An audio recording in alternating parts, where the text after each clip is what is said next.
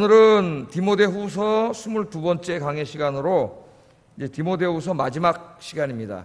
그러니까 목회서신 디모데전서, 후서 그렇게 공부했는데 디모데전서로 제가 21번에 걸쳐서 강의를 했고 디모데후서 오늘 이제 22번째 시간. 그러니까 목회서신을 전부 합쳐가지고 43번에 걸쳐서 제가 이렇게 강의를 했습니다. 다 기억나시나요? 잘 안 나시죠? 그럼 어떻게 하면 돼요? 인터넷에 다 있어요. 홈페이지에 들어오면은 다 녹화되어 있습니다. 얼마든지 다시 들으면서 성경 읽으면서 되새김질 할 수 있습니다. 한 번 듣고 기억에 남는 사람은 아무도 없어요. 한 10번은 들어야 돼요. 최소한도 10번은 들어야 이게 이제 머릿속에서 내 가슴으로 내려와 가지고 내가 이렇게 이 구체적인 삶에서 살아갈 때에 그 말씀이 딱 생각이 나요. 그래서 말씀대로 살 수가 있는 거예요.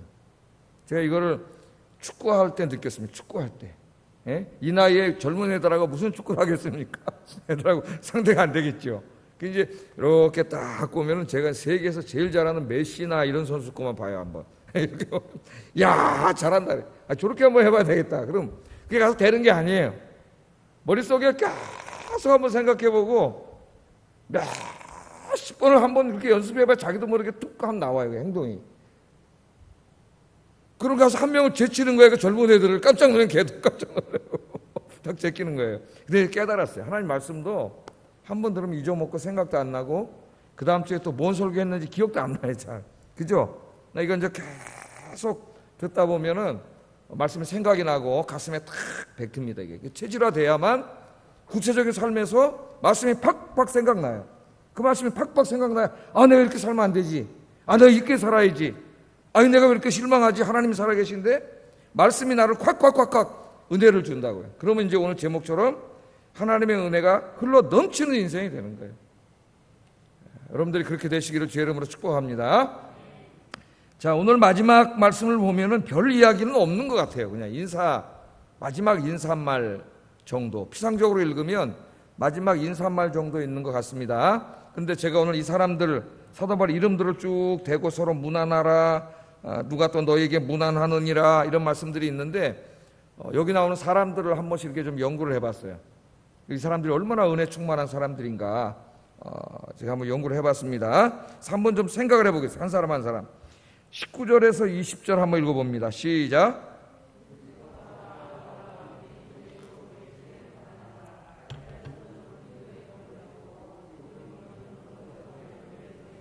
이 마지막 인사를 하면서 디모데와 에베소서 교회 교인들에게 서로 이렇게 문안해야 될, 인사하고 서로가 기억하고 서로 이렇게 알아야 될 사람들에 대해서 이야기를 하는 거죠. 에베소 사람들이 아는 사람이고 함께 있는 사람도 있고 지금 보니까 고린도에 있는 사람도 있고 밀레도에 있는 사람도 있고 그렇죠. 그런 사람들에 대한 소식도 전해주고 아마 서로가 궁금해하고 있었는지도 몰라요. 사람 이름들을 구체적으로 이렇게 다 대고 있습니다. 그러니까 이 사람들은 굉장히 믿음이 신실한 사람들, 은혜가 아주 충만한 사람들이에요. 은혜 충만한 사람이 뭐가 은혜 충만한 겁니까, 여러분? 은혜 충만하다 그러면 참 말 너무나 좋은데 이걸 한번 정의해 보려고 그러면 그렇게 쉽지가 않아요. 그죠? 우리가 항상 이게 뭐지? 그렇게 정확하게 규명을 해보고 정의를 해보려고 그러면 쉽지가 않아요. 언제 은혜 충만하더래요, 여러분? 여러분 은혜 충만하십니까? 증거가 뭐예요? 막 오늘 수요일이니까 수요 예배. 오늘 수요일이네? 오늘 예배 있구나. 예배 드리러 가야지. 막 빨리 예배 드리러 가고 싶고 막 예배가 기대되고 야, 또 오늘 목사님 설교하시네? 무슨 말씀을 전할까? 막 가슴이 설레고 이러면 은혜 충만한 거예요? 안 충만한 거예요? 그 은혜 충만한 거예요. 은혜가 다 충만하지 않고 이렇게 고갈돼 버리면 어떻게 돼요? 아유, 오늘 수요일이네. 이거 교회 가야 되나 말아야 되나? 안 가자니 내가 그래도 교회 이게 몇 년을 다녔는데 직분자인데 체면상해가 안 갈 수도 없고 가자니 가기도 싫고 또 목사님 설교 시작했는데 이거 언제 끝날래나? 은혜 충만한 거예요? 안 한 거예요? 은혜가 고갈된 거예요. 고갈된. 그죠? 자기가 이렇게 자기 증상으로 알 수가 있어요. 늘 하나님 앞에 감사하고 찬송이 나오고 그럼 은혜 충만한 건데 잘 불평 불만이 나오고 왜 하나님 내 인생에 맨날 이런 힘든 일만 주시냐? 그럼 은혜 고갈된 거죠. 은혜가. 늘 생활에 대한 삶에 대한 감사, 찬양 이런 게 있는 거죠. 또 하나님 주신 사명, 이거 전도해야 되는데 이놈의 바이러스 때문에 전도도 못하고 하지를 못하고 있지만 지금 막 가슴이 뜨겁고 이런 은혜 충만한 거죠. 목요일 목요 전도네, 오늘 가야 되나 말아야 되나, 이거 가기도 싫어 죽겠는데 전도지 들고 맨날 이러고 있으면 뭐하나. 그 은혜가 다 고갈된 거예요. 그러니까 하나님의 살아계심을 늘 느끼고 하나님을 갈망하고 예배가 그리워지고 말씀이 그리워지고 사명에 불타고, 그죠? 하나님이 나와 함께 계시면 믿어져서 힘이 나고, 이 상태가 은혜가 충만한 거죠. 은혜가 충만한 거예요. 그 반대는 은혜가 고갈된 거예요. 그럼 여러분 한번 생각해보세요. 은혜가 충만할 때는 행복하죠. 행복합니다. 기분이 좋고 평안하고 막 삶의 의욕이 느껴지고, 천국에 대한 확신이 생기고 죽음에 대한 두려움이 싹 사라지고 막 이래요. 은혜가 고갈되면은 삶이 다 다운돼. 다. 하루하루가 힘들고 지겹고 불평불만이 가득 차 있고, 그래서 은혜 충만하면은 행복해집니다. 은혜 충만한 거 성령 충만이에요. 성령 충만. 성령 충만, 말씀 충만. 여러분 충만하시기를 주의 이름으로 축복합니다. 충만이 뭔지는 제가 늘 가르쳐 드렸죠. 맨날 이거 들면서 여기 물이 충만해 있었어요. 근데 아까 제가 한 모금 마셨어요. 이렇게. 그랬더니 안 충만해졌어요. 조금 줄어들었어요. 충만은 흘러 넘치는 거라 그랬죠. 물이 꽉 차가지고 흘러 넘치는 게 충만이고, 이 충만은 고갈됩니다. 자꾸 쓰기 때문에 고갈돼요. 그래서 성령 충만은 고갈돼요. 성령 세례 받은 건 취소될 수 없지만 성령 충만은 자꾸 고갈돼서 없어질 수가 있어요. 그래서 성령 충만은 자꾸 물을 채워넣어야죠. 이게 가득 차듯이 여러분 늘 기도와 말씀, 예배, 찬양 이런 걸 통해서 자꾸 채워넣어야 돼요. 그 성령 충만은 하나님이 채워주시는 거예요. 오늘 이 시간도 고갈된 성령 은혜가 충만하게 흘러넘치는 시간 되기를 바랍니다. 자, 그런 사람들을 소개하고 있어요. 여기 그런 사람들, 사도 바울이 누구냐면 이제 브리스가와 아굴라, 브리스길라라고 나오죠. 사도행전에는. 아마 이건 좀 축약어가 아닌가 그런 생각이 드는데, 브리스가와 아굴라 이 부부입니다. 이 두 사람은 부부고, 또 오네시보로, 그 다음에 에라스도, 드로비모, 이 사람도 뭐 잘 안 들어봤던 사람들인데 이 사람들에 대해서 이야기를 하고 있어요. 자, 브리스가와 아굴라는 원래 로마에 살던 사람들인데 직업이 뭐였죠? 텐트 만드는 사람, 텐트. 그 당시에 뭐 민간인 텐트도 만들었겠지만은 매일 전쟁이 있는 시대이기 때문에 군용 텐트 같은 거 만들면 돈 많이 벌죠. 그래서 우리나라에도 옛날에 군납하던 사람들이 부자가 많습니다. 군납 쌀 같은 거, 라면, 닭고기, 이런 거, 음식 이런 것도 군납하는 사람들이 돈을 많이 벌었어요. 거기는 불황이 없어요. 항상 군인이 있기 때문에. 자, 이게 텐트를 만드는 사람이었다. 우리가 그렇게 알고 있고요. 근데 이 사람이 로마 황제, 그 당시에 이제 클라우디우스라고 하는 로마 황제가 있었는데, 이 사람이 유대인들을, 로마 역사에 의하면은 유대인들을 로마에서 다 쫓아내버렸어요. 사도행전에 나옵니다. 그래서 그때 쫓겨나가지고 고린도로 이사를 온 거예요. 이 사람이 사업하는 사람이기 때문에 이제 로마, 고린도, 에베소서 왔다 갔다 하는 사람인데, 고린도로 이사를 왔는데 여기서 이제 사도 바울을 만나게 되는 거죠. 사도 바울. 그러니까 하나님의 섭리는 참 묘하다. 사도 바울이 그때 이렇게 선교를 하고 고린도로 내려왔을 때, 그때 이 부부는 로마에서 쫓겨나가지고 고린도로 와 있다가 거기서 하나님이 이 두 사람을 만나게 한 거죠. 이 부부하고 바울을 만나게 한 거예요. 로마 역사가 중에 이 스에토니우스라고 하는 사람이 있습니다. 스에토니우스라고 하는 사람이 있는데, 이 사람에 따르면은 AD 49년에 이 클라디우스 황제 때인데, 그때가 로마에 있는 유대 공동체, 유대인들이 로마에 많이 살고 있었어요. 거기에 큰 내분과 소란이 일어났다 그랬어요. 안 그래도 유대인들 별로 안 좋아했는데 이 클라우디우스 황자가 자꾸 그 자기들끼리, 로마인들은 소란이 일어나는 걸 제일 싫어해요. 그래서 유대인들을 다 쫓아버린 건데, 다 추방시켜버렸어요.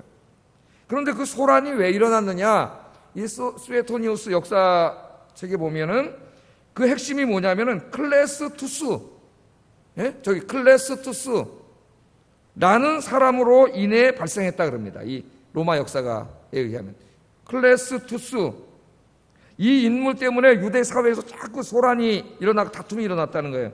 그래서 유대인들을 쫓아버렸다는 겁니다. 많은 신약을 연구한 학자들은 이 크레스투스 이것을 수에토니우스가 크리스토스를 잘못 알아가지고 크리스토스인데 그 애를 잘못 바꿔서 크레스토스로 한 거예요. 그러니까 크리스토스 때문에 이 문제가 일어난 거예요. 그러니까 그때 이미 로마 교회 안에는 그리스도를 주님으로 믿는 기독교인들이 있었다는 거죠. 그 당시에. 그래서 그리스도인들과 아마 유대교 항상 다툼이 있었잖아요. 유대교인들과 다툼이 있어서 자꾸 시끄러워지니까 이 황제가 꼴도 보기 싫어가지고 유대인 놈들은 다 잡아서 로마에 쫓아내버려라. 그래가지고 다 쫓아버린 거죠. 그래서 이제 사도행전 18장 1절에 보면은 이 고린도로 왔다는 얘기가 성경에 그대로 나와요. 한번 읽어보겠습니다. 시작.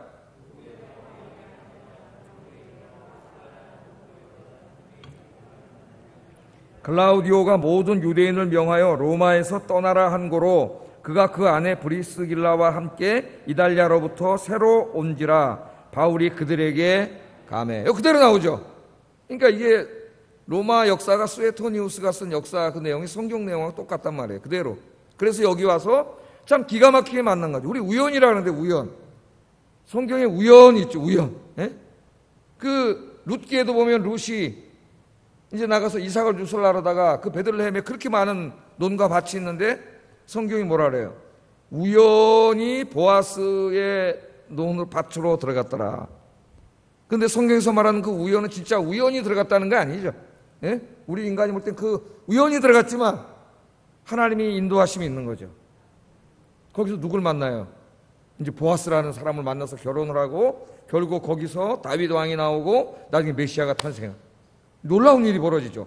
이 족보 얘기가 마태복음 1장에도 기록되어 있고, 그러니까 우리 인생에 그냥 사람들이 볼 때는 우연인 것 같지만 절대 우연이 아니죠. 우리나라 제가 한국사 가르칠 때도 한국교회사 고종이 이제 견미사절단을 미국에 파송해가지고 배를 타고 견미사절단이 미국의 샌프란시스코 항에 배를 타고 도착을 했어요. 그 당시에 도착을 해가지고 거기서 이제 워싱턴으로 가는데 거기까지는 기차를 타고 가야 되잖아요. 대륙 횡단 열차를 타고 가는데 그 안에서 이 조선 선교에 불타고 있던 제 이름 까먹었네. 쏙 적어있잖아요. 맥클레이진가? 이렇게 다 잊어먹어요. 나이 먹으니까 줄줄이 오고 있었는데 그 목사님을 만난 거죠. 그 목사님 이래 보니까 무슨 가설 쓴 이상한 사람들이 타고 있단 말이죠. 그래서 만나다 보니까 조선에서 온 사람이고 그때부터 막 조선에 대한 선교가 불타가지고 조선 선교가 이루어지는 거예요. 그래서 이제 일본에 있는 선교사한테 편지를 해가지고 조선 황제 고종을 만나게 하고 그 고종의 허락을 받아가지고 선교는 안 되지만 교육과 의료 두 가지 부분에서는 허용을 한다 그래서 교육과 의료만 하기 위해서 들어온 거죠. 그래서 여기 이제 이화여대, 연세대학교, 세브란스 병원 이거 다 그때 세운 거 아닙니까? 그 역사를 쓰다가 역사라고 하는 건 객관을 추구하는 학문이에요. 객관을 추구하는 학문. 그런데 그 역사를 쓰다가 그 사람이 그렇게 썼어요. 책에다가. 이거는 마치 그 이디오피아 내시가 예루살렘에 왔다가 마차를 타고 내려가다 이사야 53장을 읽는데 도저히 이해가 안 돼가지고 여기 고난받는 이 사람이 누구냐? 이사야 선지자 자신이냐? 아니면 또 다른 어떤 사람이냐? 그럴 때 하나님이 빌립을 휙 끌어가가지고 빌립 집사가 여기 가서 이걸 해석해 주잖아요. 그 이사람이 예수를 믿는데 그 얘기를 하면서 이 하나님이 인도하셨다. 역사를 쓴 사람이. 역사는 그런 얘기하면 안 되죠. 사실은 하나님이 인도하셨다는 거예요. 하나님이.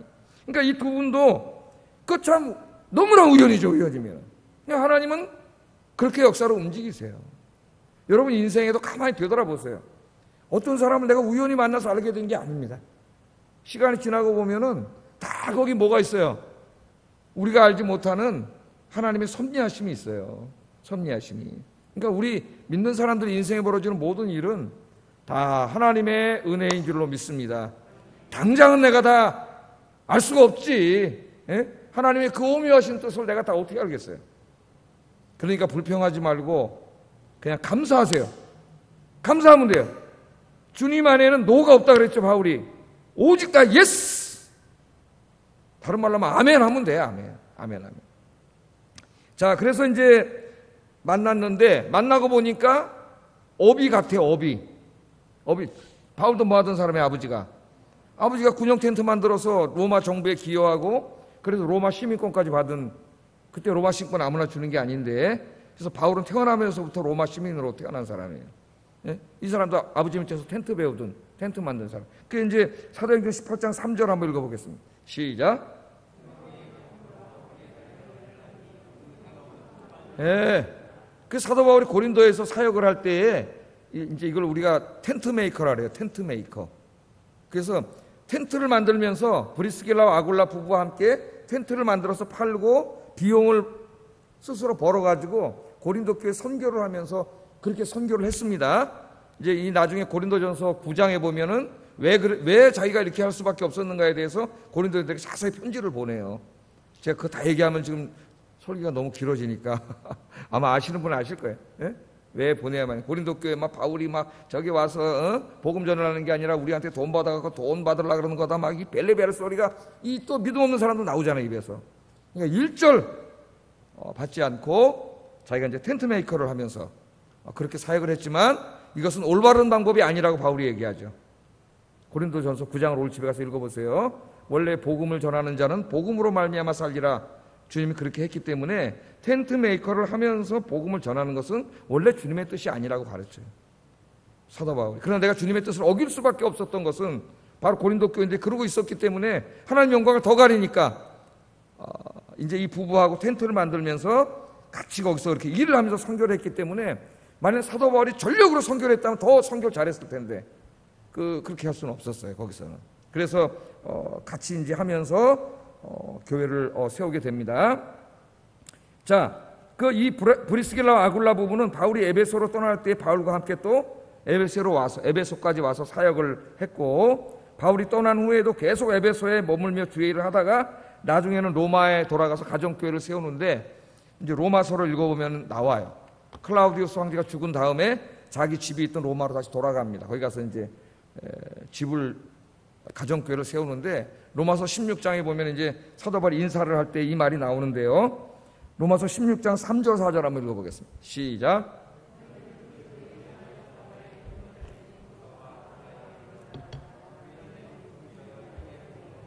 예, 너희는 그리스도 예수 안에서 나의 동역자들인 브리스가와 아굴라에게 문안하라. 이거는 이제 고린도에서 쓴 거니까 로마서는 로마에 이미 가 있는 거죠. 로마 교인들. 예? 로마에 이미 가 있는 겁니다. 그런데 이 브리스길라와 아굴라를 소개하면서 뭐라 그래요? 저희는 내 목숨을 위하여 자기의 목이라도 내어놓았다 그래요. 자기의 목이라도. 그러니까 사도 바울이 고린도에서 선교하고 에베소 갈 때 에베소까지 따라가서 선교하고, 그러다 바울은 이제 돌아가니까 자기는 다시 로마로 돌아가서 로마의 가정교회를 세우고 섬기고 이렇게 이제 섬겼기 때문에 에베소 교인들도 이 사람들을 안단 말이죠. 거기 있다가 떠난 사람들이기 때문에, 예? 사역을 했기 때문에 잘 알고 있어요. 그런데 이 부부는 어떻게 했냐면은 바울 자신의 목숨을 위해 자기의 목을 내놨다. 자기의 목을. 그러니까 하나님의 복음을 증거하는 바울을 너무나 귀하게 여기고, 바울을 살리기 위해서 바울을 죽이려는 사람들이 많았잖아요. 그러니까 바울을 구하고 그러기 위해서 자기가 대신 죽을 수도 있는 그런 사람들이었다는 겁니다. 그 정도로 바울을 도왔다. 그래서 이걸 감사하고 있죠. 그렇게 사역을 했던 사람들이고, 또 자기한테만 그런 게 아니라 또 주변에 많은 개척교회들을 도왔던 사람이에요. 로마서 16장 4절을 읽어보겠습니다. 시작. 예, 나뿐 아니라 이방인에 있는 많은 교회들도 이 부부에게 감사한다. 왜 감사할까요? 이 부부가 텐트 만들어서 돈을 벌던 사업가입니다. 돈을 많이 벌죠. 이 돈을 많이 벌어서 보통 돈을 왜 벌어요? 예? 잘 먹고 잘 살기 위해서 봅니까? 우리 어머니들이 뭐라 그래요? 너 공부 열심히 해야 해. 예? 너 돈 많이 벌고 성공해야 돼. 너를 위해 사는 소리야 이놈아. 그건 올바른 교육이라 그랬어요? 아니라 그랬어요? 올바른 교육이 아니에요. 그래서 애들이 자라가지고 돈 많이 벌어서 자기만 위해서 살아. 그러면 안 되는데, 예수 믿는 사람은 돈 벌어서 어떻게 하기 위해서 벌어야 돼? 하나님께 드리고 남 주기 위해서 벌어야 된다. 이렇게 가르쳐야 돼. 좋은 일에 쓰기 위해서. 예? 돈을 벌어도 목적을 분명히 가르쳐줘야지. 돈 벌어서 너 잘 되라고 그러는 거야. 그러면 걔가 돈 벌어서 뭐 하겠어요. 나 잘 되면 되는구나. 큰 집 사고 좋은 차 타고 이러면 되는 거죠. 그런데 이 부부는 이 돈을 벌어서 이방에 있는 교회들을 다 이렇게 도왔죠. 제가 이제 옛날에도 한번 얘기했는데, 제 군에 있을 때 이상수 전도사님이라고 계셨는데, 저희 아버님하고 연세 같으신데 오래전에 돌아가셨어요. 살아계셨으면 90 정도 되셨을 텐데, 그 동두천 일대 토건업을 하면서 동두천 일대 큰 공사를 하는 분이었습니다. 근데 이분이 젊었을 땐 신학도 했어요.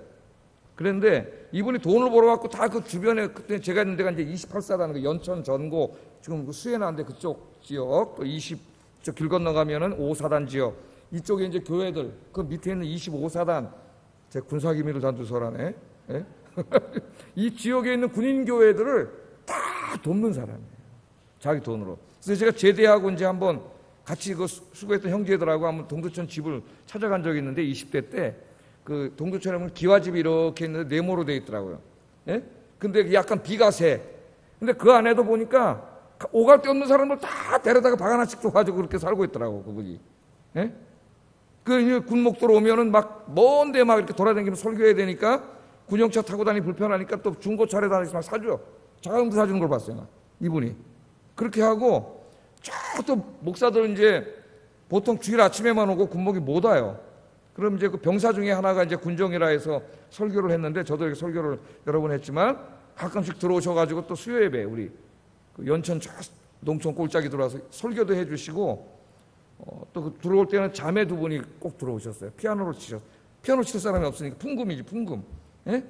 근데 물어보니까 그 동두천에서 피아노 학원 하시는 여선생님들이에요. 그러니까 이거 저녁 때 끝나고 얼마나 피곤하겠습니까? 집에 가서 쉬어야 되는데 그 분들이 또 그 전사님 차 타고 거기까지 들어와서 피아노 봉사해주고 가는 거야. 그러니까 그때는 잘 몰랐는데 지금 생각해보니까, 야, 정말 귀한 분들이다. 그분들이 그때 한 20대 후반쯤 됐으니까 저보다 한 대여섯 살 위니까 한 몇 살 됐, 60 한 서너 살 됐을 거예요, 지금 아마. 그분들이 어디서 하시는지 참 궁금한데, 하나님 복 많이 주셨을 거예요, 아마. 그렇게 해서 다 그 자기 번 돈을 다 주님을 위해서 다 쓰는 그런 분입니다. 그럼 그분이 또 생각이 나요. 이런 볼 때마다 브리스가와 아굴라가 그렇게 했다는 거예요. 그렇게. 이게 은혜 충만한 사람이지. 은혜 충만한 사람. 그래서 천국에 가면 꼭 한번 만나보고 싶은 부부입니다. 예? 우리 예배 다 지켜보고 계실 텐데 천국에 가서 브리스길라와 아굴라 부부가 누굽니까? 그래서 한번 좀 만나보고 싶은 부부예요. 여러분, 이제 어차피 하루하루 우리 인생이 줄어들고 있습니다. 살 날이 얼마 안 있으면 다 떠나야 돼요. 하나님이 주신 시간, 재원 다 이제 한계가 있죠. 주님 앞에 갈 때까지 주님을 위해서 여러분 많이 쓰시고 그렇게 가시는 이 부부가 되기를 주의 이름으로 축복합니다.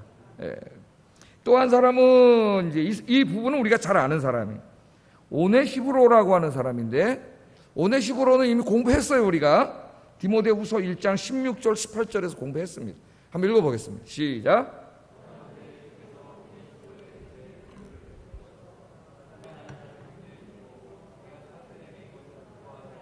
로마에 있을 때 나를 부지런히 찾아와서 만났음이라, 그렇게 말합니다.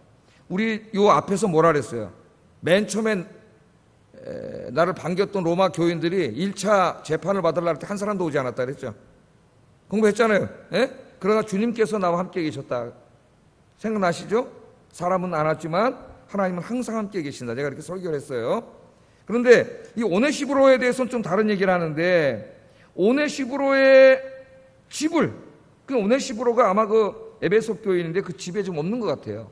그래서 많은 신학자들은 죽은 걸로 해석을 합니다. 물론 다른 데 가 있다고, 다른 데서 사역하고 있는 게 아닌가 이렇게 추측하는 사람도 있지만 대부분의 신학자는 죽은 걸로 알고 얘기를 하고 주의 일을 하다가, 그러니까 오네시브로의 집에 국류를 베풀어 달라, 그 식솔도 나머지 식솔에 바울이 너무나 간절하게 기도를 하는 거죠. 하나님 국류를 베풀어 주셔서. 그가 어떤 사람이라고요? 나를 자주 격려해주고 내가 사슬에 매인 것을 부끄러워하지 아니하고 로마에 있을 때 나를 부지런히 찾아와서 만났다. 그러니까 2차로 지금 디모데후서 쓸 때 바울은 저기 어디 알지도 못한 로마 바깥에 산속에 있는 험난한 감옥 거기 갇혀 있는데, 이 사람 아무도 찾아오지 않는데 이 오네시브로가 거기까지 찾아왔다는 거죠. 예? 에베소에서 로마까지 그 먼 길 한달음에 달려갔다는 거예요. 한달음 달려갔어. 바울이 뭐라면 그가 부지런하게 찾아왔다래. 부지런하게 찾아와서 자주 자신을 격려해 주었다고 이야기합니다. 인간적으로 얼마나 힘들었겠어요. 감옥에 갇혀있는데 혼자. 예? 다 인간 아닙니까 그 사람도? 그냥 찾아와서 자신을 위로해주고 격려해줬다 그렇게 얘기를 해요. 또 자신이 로마의 정치범으로 감옥에 갇혀있는데도 불구하고 부끄러워하지 않고 찾아왔다고 이야기합니다. 여러분, 로마의 감옥에 갇혀있는 사형수입니다. 정치범 사형수.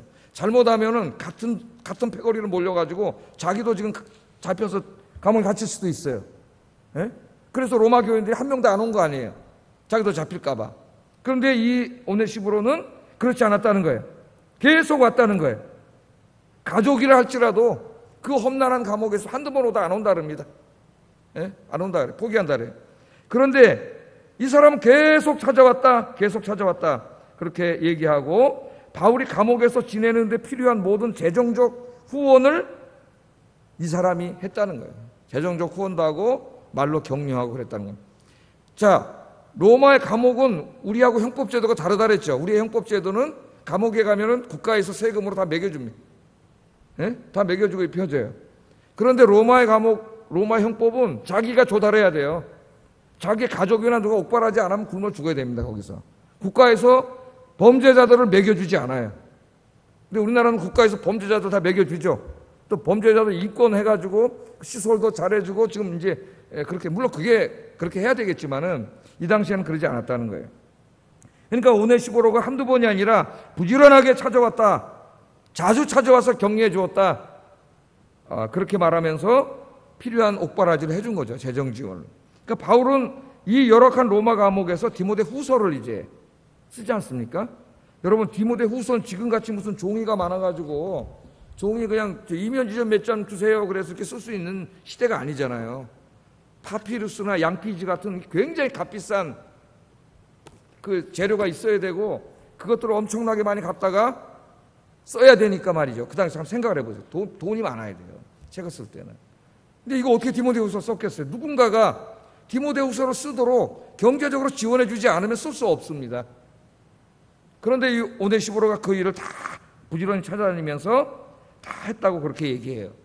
그러니까 여러분, 이제 누가복음을 읽어보면 누가가 쓴 성경이 누가복음하고 사도행전인데 이 두 성경도 앞에 누구에게 인사하고 있어요? 데오빌로라고 하는 사람에게 헌사를 하고 있어요. 여러분, 이제 책 앞에 읽어보면은 나의 사랑하는 부모님 누구누구에게 이 책을 헌정합니다. 그런 말들이 다 있습니다. 내 사랑하는 아내 누구에게, 내 자녀 누구에게 이렇게 헌정하는데 이 헌사의 데오빌로라고 하는 사람을 쓰고 있죠. 이 책을 데오빌로에게 헌사한다는 거예요. 데오빌로가 누구냐? 제가 사도행전 초창기 1장 또 서론 부분하고 누가복음 서론할 때 가르쳤죠. 그 로마에 있는 어떤 고위 관료로서 예수를 믿게 된 사람인데 이 누가가 이 사도행전과 누가복음을 쓰려면 이 돈이 상당히 많이 든단 말이에요. 지금도 책을 한 권 출판하려면 돈이 엄청나게 많이 들어요. 비용이 있어야 이걸 출판할 수 있는데 이 사람이 다 이걸 지원한 거죠. 지원을 했기 때문에 그걸로 이제 누가복음과 사도행전을 쓸 수가 있었던 거예요.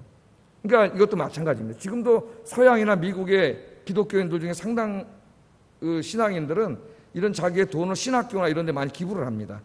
기부를 해가지고 뭐 독일도 그렇고 연구소를 만들어가지고 그 연구비가 축적돼 있어서 꼭 자기 나라 사람만 하는 게 아니에요. 전 세계에서 와서 신학 공부하는 애들 중에, 학생들 중에 똑똑하고 유사한 학생이 있으면 장학생으로 받아서 어떤 연구 프로젝트를 준 다음에는 그 돈을 다 대줘요. 풍족하게. 그 연구 기간 동안 풍족하게 먹고 살면서 연구할 수 있는 비용을 다 대줘요. 그게 이제 그 서양의 기독교인들이에요.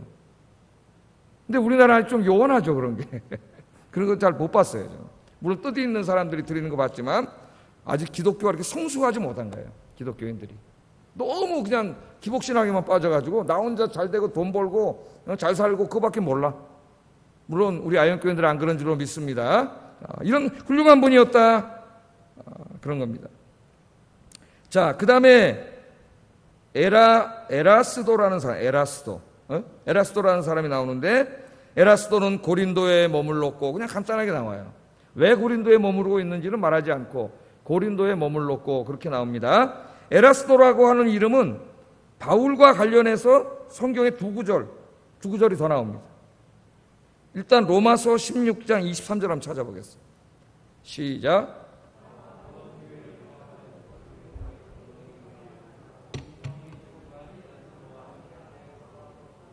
예, 이 로마서에 보면은 이 성의 재무관 에라스도에게 문안하라는 말이 나오죠. 똑같은 이름이 나옵니다. 근데 에라스도는 이제 이 시대의 흔한 이름이기 때문에 꼭 그 사람이 그 사람이라 이렇게 할 수는 없어요.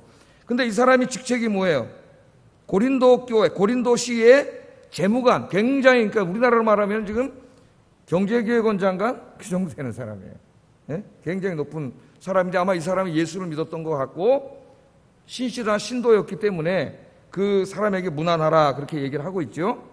자, 그럼 이 사람이냐? 또 한 사람이 나옵니다. 또 한 사람 사도행전 19장 22절에 나와요. 한번 읽어보겠습니다. 시작.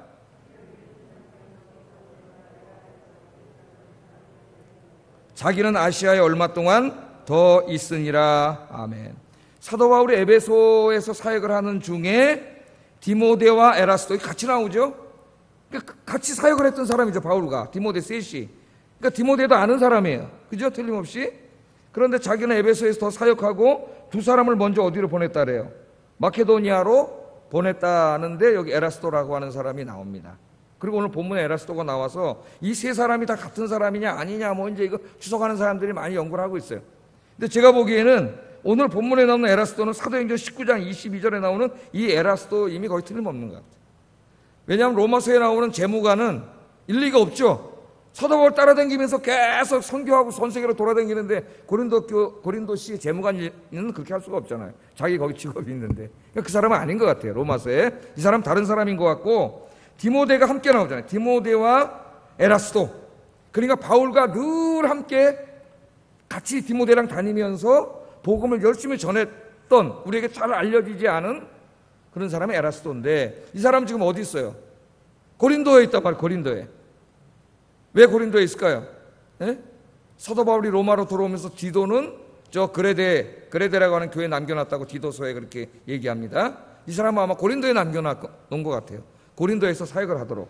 그러니까 바울을 만난 다음부터 예수 믿고 바울과 디모데와 함께 계속 복음을 전하면서 다니다가 마지막에는 바울이 지금 디모데 후서로서 로마 감옥에 있을 때는 고린도에서 사역을 하고 있는 신실한 믿음의 사람.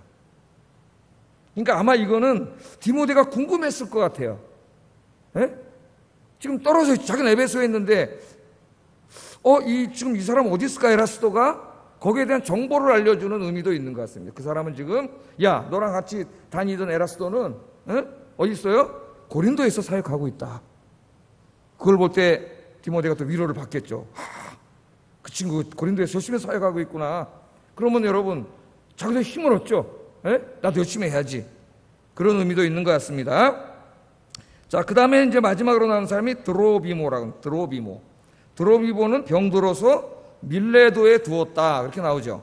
병들어서 밀레도에 두었다. 이 드로비모는 사도행전에 2번 나옵니다. 이름이 따로 2번 나와요. 자, 20장 4절 한번 읽어보겠습니다. 시작.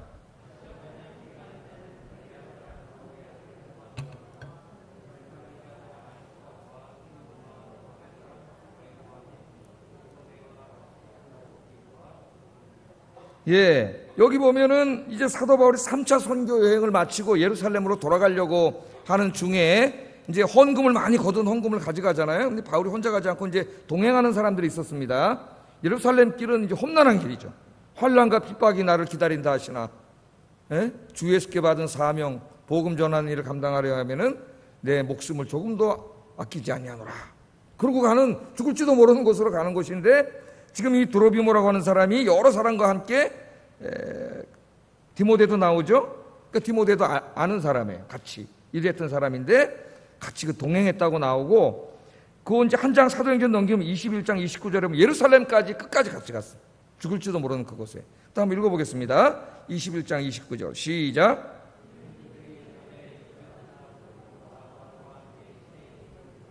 바울이 그를 성전에 데리고 들어간 줄로 생각함이러라. 이 사도행전에서 우리가 이미 다 공부를 했는데 예루살렘까지도 끝까지 같이 간 거예요.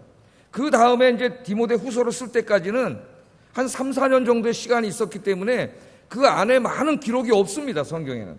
어떤 일이 벌어졌는지 모르지만은 지금 이 사도 바울이 로마 감옥에 있는 시절에는 지금 병에 걸려서 드로아에 있다고 하는 걸로 봐서 제가 생각하기에는 이제 바울과 함께 사역을 하고 바울이 로마로 가잖아요. 마지막에 네로가 막 기독교를 핍박할 때 로마로 갈 때 따라가다가 드로아라고 하는 곳에 지도를 하나 그렸으면 좋은데 터키에서 드로아에서 배 타고 건너가야 되거든요. 그리스로.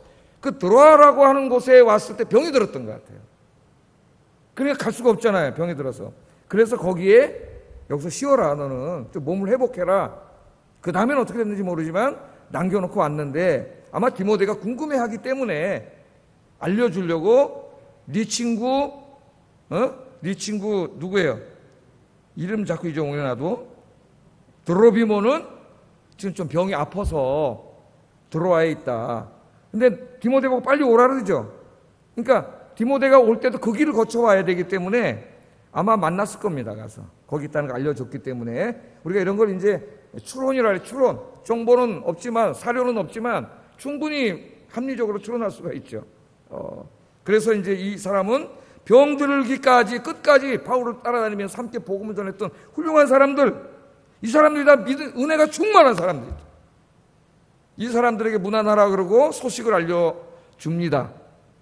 이 서신은 이제 에베소 교인들도 읽을 것이기 때문에 결국 왜 이걸 다 썼을까요? 에베소 교인들에게는 뭘 말하는 거예요? 너희들도 남은 인생을 이렇게 살아라 그 말이죠. 오늘은 이제 우리 이로부터 2000년이 지난 지금 대한민국, 그 당시에 뭐 이 나라가 있는지 없는지도 모르는 이곳에 이렇게 교회가 세워질 줄 누가 알았겠어요? 그래서 이 아현동에 애기들 죽으면은 갖다 묻는 곳이 아현동이라 그랬죠. 이 이름이 뭐예요? 애호계잖아요. 애호계. 애기들 시체 묻던 곳이에요 여기. 그래서 아마 어떤 사람이 귀신이 무당이 이렇게 많았나? 그런 사람이 있어요. 근데 일제시대 때 이걸 아현이라고, 아현, 이거 일본 사람들이 만든 이름입니다. 아현. 원래 애호계, 그래서 전철역은 애호계 고개죠. 네? 여기 이렇게 교회가 세워지고 여기 이렇게 많은 그리스도인들이 있게 될 줄은 몰랐죠. 오늘 이분들을 향하여 하나님 우리에게 주시는 말씀이죠. 이렇게 은혜 충만한 삶을 살아라. 남은 인생을 이렇게 살아라. 주님을 위해서. 할렐루야. 하여튼 살든 말든 여러분 알아서 하는 거지. 그러나 목회자는 책임이 뭐예요? 자기에게 맡겨진 양들이 인생을 다른 데 낭비하지 않고 이렇게 주님을 위해서 살도록 목양하는 게 목회자 책임이에요. 그래서 여러분들이 다 이렇게 살면은 제가 하나님 앞에 가서 상 받는 것이고, 못 살면은 너 목회를 어떻게 그따구로 했냐, 그래서 꾸중 듣는 거죠. 제가 하나님 앞에 가서. 그래서 바울이 여러분은 다 나의 면류관이라 그랬죠. 면류관이라 그랬습니다. 여러분들 이렇게 훌륭한 은혜 충만한 신앙인들이 되기를 주의 이름으로 축복합니다. 그 다음에 이제 하나 우리가 또 주목해 볼 게 문안하라는 단어예요. 문안하라. 브리스가와 아글라와 및 오네시보로의 집에 문안하라. 의볼로와 부데와 리노와 클라우디아와 모든 형제가 내게 문안하느니라. 문안한다는 말은 서로 인사라는 말이에요. 인사. 성도 간의 교통, 성도 간의 교제를 의미합니다. 교제를. 그래서 믿음의 사람끼리 문안하는 것이 얼마나 중요한가 하면은 바울 서신을 다 연구해 보면 무려 40번을 쓰고 있어요. 이 단어로 40번. 바울 서신들이 다 짧은데 거기서 사도 바울이 상당히 자주 사용하는 동사가 문안하라는 동사예요. 문안하라. 그러니까 이게 굉장히 중요하죠. 성도 간에 서로 은혜의 교통. 은혜의 교통하는 게 중요해요. 믿음의 사람, 기도하는 사람끼리 서로 교통하면서 서로 격려하고 위로하고 힘을 합치는 게 매우 중요하다. 우리는 혼자 신앙생활 할 수 없습니다. 특히 이 바이러스가 막 이렇게 심해지고, 막 어떨 때는 막 정부에서 벌금 매긴다 그러고, 그럴 때 나 혼자 두렵죠. 그러나 주변을 보면은 이런 가운데 열심히 믿음 생활하는 분들이 있죠. 우리 주변에. 그런 분들을 볼 때 서로가 뭘 얻어요? 힘을 얻죠. 용기를 얻고. 우리 교회 예배 드리는데, 집합금지. 우리는 그냥 예배를 드려. 근데 보니까 정말 믿음의 교회들이, 예배 드리는 교회들이 있네? 제가 보니까 한 6만 교회 정도가 있다라는데, 한 2만 교회 좀 안 돼, 2만 교회 정도 예배를 드렸어요. 그러니까 한 3분의 1 정도. 그런 소식을 어떻게 알았겠어요? 신문 기자들이 취재해가지고 욕하려고 써놓은 거를 내가 보고 알았지. 욕하려고. 아직도 예배드리는 교회가 전국 따져보니까 2만 교회나 있습니다. 그래서 내가 알았어요. 그래서 알았어요. 야, 이 믿음의 교회들이 있구나. 믿음의 교회. 그럴 때 어떻게 해요? 서로 위로를 받는 거예요. 서로 용기를 얻고 서로 위로를 얻고. 그래서 하나님 교회를 만든 거예요. 혼자 신앙생활 못합니다. 절대로. 우리 인간은 서로 교회 와서 오늘도 이렇게 보니까 이렇게 와서 이 바이러스가 이렇게 많은데 예배드리는 성도님 이렇게 많잖아요. 서로 용기를 얻고 힘을 얻는 거예요. 예? 서로 문자도 보내고 전화도 하고. 이게 신앙생활 하는데 굉장히 중요해요. 교회에서. 이게 안 되는 교회는 쌈나는 교회예요. 쌈나는 교회. 그래서 성도 간의 이 아름다운 신앙의 교제 문안이 우리 교회는 늘 있기를 주의 이름으로 축복합니다. 아까도 보니까 5시 쭉 넘으니까 우리 권사님, 집사님 교회 오셔가지고 또 확 와서 얘기하고 그러니까 낮에 조용하다가 교회가 또 이렇게 활기가 있어 보이고 서로 와서 이야기하면서 힘을 얻고. 사실 그게 교회예요. 주일날 오후에 그냥 오전 예배 끝나고 다 가버리니까 제가 3시까지 교회에 있는데 와, 교회가 진짜 적망하더라고. 주일날인데 이러면 안 되는데. 근데 요새 또 예배 드리니까 다 있잖아. 오후까지 애들 뛰어놀고 애들 소리가 시끄럽고. 그게 생동감이에요. 사실은 시골에 가면 애들 소리가 안 들리잖아요. 애들 소리 나는 게 시끄러운 게 아니라 그게 생동감이야. 애들 다 때려부숴도 괜찮아요. 그냥 꼬마들이 와서 뛰어놀고. 여러분 우리 금요기도 드리고 수요예배 드릴 때도 애들이 다 와서 어디선가 노는데 우리 사람이 사진 찍어 올려놓은 거 보니까 진짜 재밌게 놀더라고. 쟤네들은 교회 오는 거 제일 좋아해. 엄마가 교회 안 가면 교회 가자고 막 쟤들이. 주님 전에 와서 애들이 자기네들끼리 뛰어노니까 얼마나 좋아. 우리 어른들도 그렇게 해야 되는 쟤들처럼. 이렇게 기쁘게 즐겁게 성도들끼리 신앙의 교제 나누면서 예배드리면서 서로 무난하시는 여러분 되길 주의 이름으로 축복합니다. 자, 마지막으로 생각해 볼 주제는 서로 축복하라요. 서로 축복. 맨 처음에는 은혜 충만한 교회, 성도 간에 교통하는 교회, 세 번째는 서로 축복하는 교회. 축복하는 교회. 22절 읽어보겠습니다. 시작.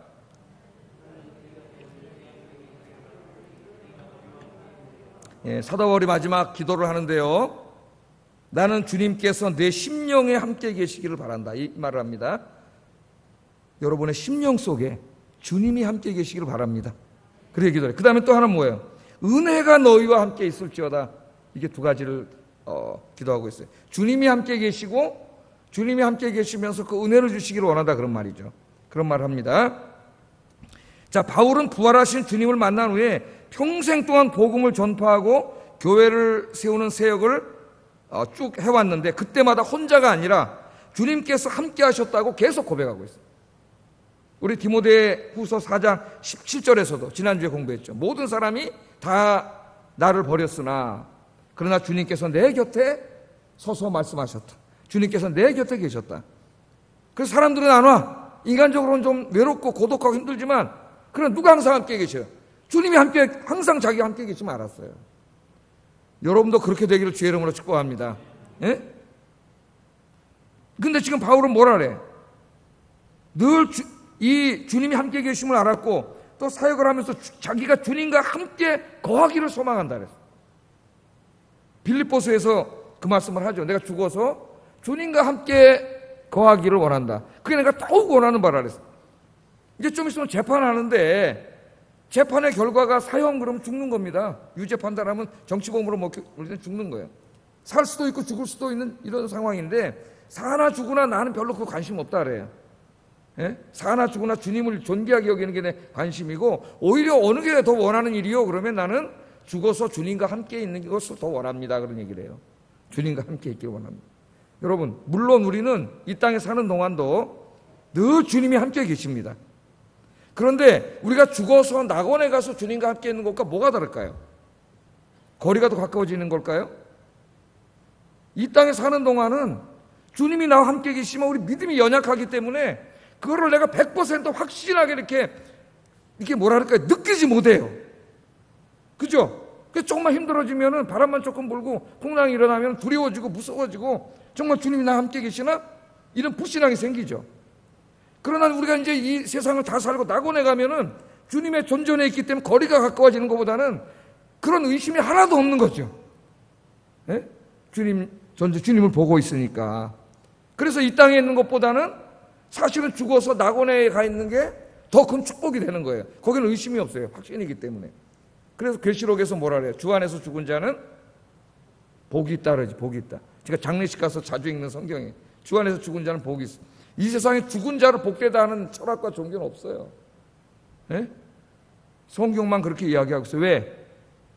이 세상과는 비교할 수 없는 하나님이 계신 곳에 저 낙원에 가 있기 때문에 복된 거예요. 우리는 허황된 얘기로 들리는 거예요. 왜? 안 가봤으니까 여기가 더 좋아.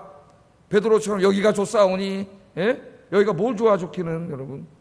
사도 바울은 3층천 하늘 낙원까지 같은 사람이에요. 자기 봤다 그랬잖아요. 예? 그러니까 거기를 간절히 사모하고 사는 거예요. 신앙 안에서 이게 가능합니다. 여러분도 이런 믿음이 강해지기를 주의 이름으로 축복합니다. 그렇다고 또 죽으라는 얘기가 아니에요. 자살은 절대 안 되는 거죠. 예? 생명은 하나님께 달려있는 거예요. 우리가 함부로 하는 게 아니에요. 하나님 불러가실 때 가는 거예요. 하나님 부르시면은 내가 아무리 안 가려고 발버둥 쳐봐야 소용없고, 하나님이 안 부르시면 아무리 가려고 그래봐야 소용없어요. 하나님이 다 정해놓으신 때가 있으니까 그때까지 잘 사시고, 주님, 주님, 나 빨리 주님 가까이서 뵙고 싶습니다. 그리고 안 데려가실 때는 뭐 하는 거예요? 사명이 있는 거예요. 열심히 주의 사명 감당하시기를 주의 이름으로 축복합니다. 우리가 이제 이사 가면은, 아, 정말 하나님이 살아계시는구나. 하나님이 함께 계시는구나. 분명히 알아요. 사도 바울이 뭐라 그랬어요? 지금은 거울로 보는 것 같이 희미하나 그때에는 얼굴과 얼굴로 마주하여 보는 것 분명하다 그랬죠.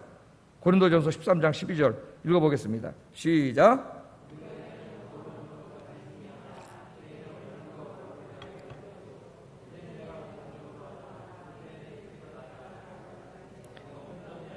아멘. 아, 거울로 보는 것 같이 희미하나 그러면 우리는 지금 우리가 보는 거울로 생각하면 안 되죠. 아니, 뭐가 희미해? 쫙 보이는데.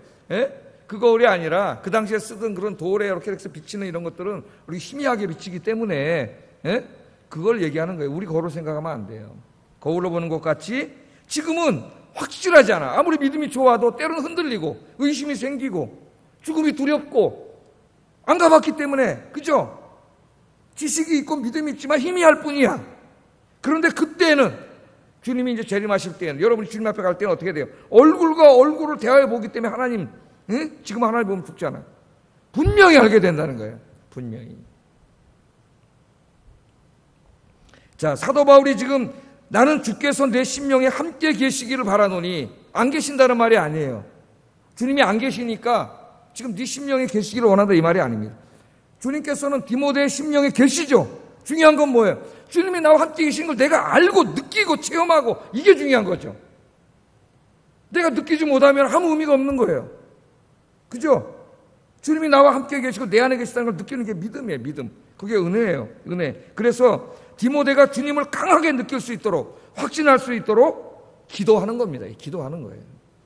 저도 여러분을 위해서, 주께서 여러분의 심령에 함께 계시기를 원합니다. 아멘. 이미 계신데, 주님은 계신데, 여러분이 그 주님을 확신하고, 확실하게 체험하고, 느끼고, 지금 끝나고 집에 갈 때도 나와 늘 동행하시면 느낄 수 있는 그런 믿음, 그런 믿음을 위해서 기도하는 겁니다. 여러분의 그런 믿음이 있길 주의 이름으로 축복합니다. 또 마지막으로 주님의 은혜가 너희에게 있을지어다. 그렇게 축복을 했습니다. 주님의 은혜가 있을지어다. 얼마나 좋은 말입니까? 우리 한번 축복해 보겠습니다. 주님의 은혜가 당신에게 있기를 바랍니다. 이야, 이거 주님의 은혜가 당신에게 있기를 바랍니다.